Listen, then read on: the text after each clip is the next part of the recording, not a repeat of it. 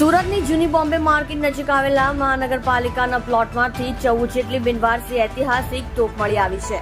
પ્લોટમાં દબાણ ખાતાનો ઓફિસ હતી, ત્યાં હાલ રિનોવેશન કરવામાં આવી રહ્યું છે. મળતી માહિતી અનુસાર આ તોપ 10 વર્ષ પહેલા શહેરમાં કોઈ સ્થળેથી ખોદકામ દરમિયાન મળી આવી હતી. તોપને સુરત મહાનગરપાલિકા દ્વારા દબાણ ખાતાના પ્લોટમાં મૂકવામાં આવી હતી. ત્યારબાદ તેની કોઈ જ કાળજી લેવાતી હોય તેવું જણાતું નથી.